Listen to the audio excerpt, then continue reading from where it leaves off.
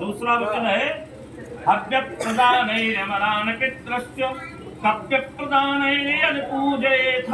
कन्या कहती है कि हे स्वामी, आज तक आपकी दिनचर्या चाहे जैसी रही हो, आज से आप यज्ञोपवीतधारी हो गए और आपके साथ धर्म पत्नी रूप में मैं आ रही हूँ, तो आज से आपको धर्म का आचरण करना होगा। ये नहीं कि कल तक बिना नहाए खा लेते रहो, प्रभात से तो नहीं, आज से बंद। ठीक, स्नान करने के बाद हव्य करके, हव्य मतलब हवन, नित्य कर्म करो, नित्य कर्म के बाद स्नान ध्यान, इसके बाद हवन, हवन करके देवताओं को प्रसन्न करो। और साल में 15 दिन ऐसे आते हैं जब हम अपने पितरों को याद करते हैं, तो उन 15 दिनों में अपने पितरों के निमित्त कव्य, कव्य का मतलब होता है पिंडदान। पिंडदान नहीं करना है तो तर्पण जल दान ही करो, लेकिन कुछ ना कुछ अपने पितरों के लिए करना है, करोगे। तीसरी बात है कुटुंब रक्षा भरणे यदि तुम कुर्यात् पशूनाम परिपालनम च। कन्या कहती है कि हे स्वामी, कुटुंब रक्षा, अभी तक जैसे आप अपने माता पिता भाई बंधुओं का ख्याल रखते थे उसी प्रकार से रखिएगा। ये नहीं कि आज से हम आ गए तो अब माता पिता भूल गए, या आप जैसे माता पिता का ख्याल रखते थे आप केवल माता पिता में ही तल्लीन रहे, मेरा ध्यान न रखें, तो अब ये नहीं चलेगा। माता पिता की भी सेवा करिए और साथ में मेरा भी ध्यान रखिए। ये कन्या का तीसरा वचन है, स्वीकार है। चौथा वचन है आय व्ययो धन धनादिका नाम प्रष्टवा निवेशम गृहे निद्यात् वामांगमायाम तदा तदीयम जगाद कन्या वचनम चतुर्थम। कन्या चौथा वचन कहती है कि आज से जो आप आय करेंगे, पैसा पैदा करेंगे, उसकी भी हमें जानकारी होनी चाहिए।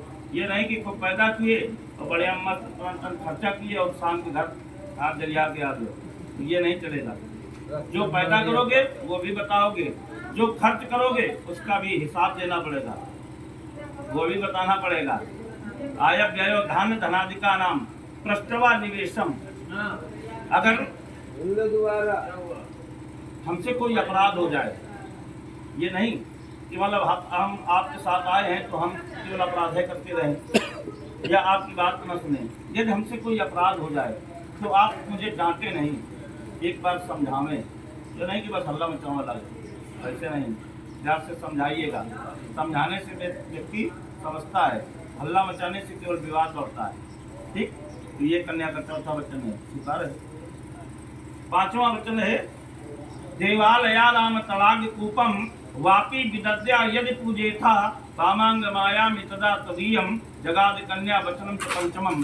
कन्या पांचवा वचन कहती है कि हे स्वामी, आप जो भी धन पैदा करें, जिस प्रकार की आय हो, ये नहीं कि आय 10 रुपए की है और हम दान 11 रुपए करें तो नहीं बनेगा। जिस प्रकार की आय हो उस प्रकार से आप धर्मार्थ करिए। अगर बढ़िया आय हो तो मंदिर बनवाओ, तालाब खुदवाओ, बावली लगवाओ, बगीचा लगवाओ, धर्मशाला बनवाओ। अगर आय सीमित हो तो साल में कम से कम, क्योंकि जब हम धन पैदा करने के लिए निकलते हैं तो उस समय हमारा एक उद्देश्य होता है केवल धन आवे। कैसे आवेगा, नीति से आवे या अनीति से आवे, किसी भी प्रकार से आवे, चाहे किसी को धोखा देना पड़े, चाहे झूठ बोलना पड़े, लेकिन धन पैदा हो जाए, है ना। तो इसलिए कुल मिला के आओ चाहिए, है। इसीलिए कहा गया है कि अन्यायो उपार्जितम वित्तम। अगर हमने अन्याय करके, झूठ बोल के, अनैतिक तरीके से धन पैदा किया तो जब वो धन हमारे यहाँ आएगा तो लगेगा कि हाँ हमने पैदा किया, लेकिन उसका दुष्प्रभाव प्रारंभ होगा। क्योंकि यदन्नम भक्षते राजा तादृशी प्रजा जायते। हम जैसा अन्न खाएंगे वैसी हमारी मति होगी, और जैसी मति विचार होंगे वैसे हमारी संतानें भी होंगी। तो इसलिए धन का शुद्धिकरण बहुत आवश्यक है। तो जो धन पैदा करो उसका दशांश पूर्णार्थ कार्यों में लगाओ। ठीक, ये कन्या का पांचवा वचन है। छठवां वचन है देशांतरेवः शुक्रांतरेवः यदा विद्यात् त्रयनित्योत्तम। हे स्वामी, आप देश में रहें अथवा विदेश में रहें, चाहे जहाँ रहें, लेकिन जब हम घर छोड़ के बाहर जाते हैं तो किस लिए जाते हैं? पैसा पैदा करने के लिए, है ना। तो जब हम बाहर गए हैं पैसा पैदा करने के लिए, तो अगर हम 10 रुपए पैदा कर रहे हैं तो 5 रुपए बचा के अपने घर के लिए रखना है, क्योंकि समय की स्थिति को कोई नहीं जानता।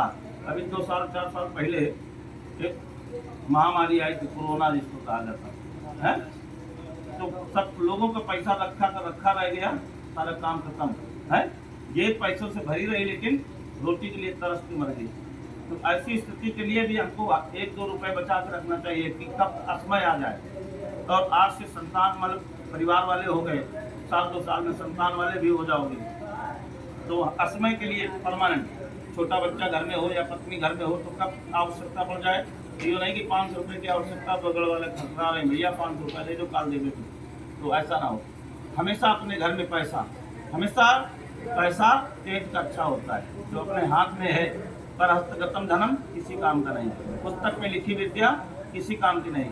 विद्या दिमाग में हो, पैसा जेब में हो, तभी काम आता है? तो ये कन्या का 6वां वचन है, स्वीकार है। 7वां वचन है, ना सेवनिया पर पार किया तो या भवोद भामिनी कामनी थी। हे स्वामी, आप जब भी किसी स्त्री को देखें, बड़ी हो तो माँ, समकक्ष की हो तो बहन, छोटी हो तो बेटी के रूप में देखें। जब भी कन्या कहती है कि जब भी आपका पत्नी का भाव बने तो केवल हमारी तरफ देखेंगे और किसी की तरफ कभी पत्नी भाव से नहीं देखेंगे, बहन बेटी माँ के भाव से सबको देखेंगे। ये कन्या का 7वां वचन है, स्वीकार है। बोलिए राजा रामचंद्र की जय। मैं पैर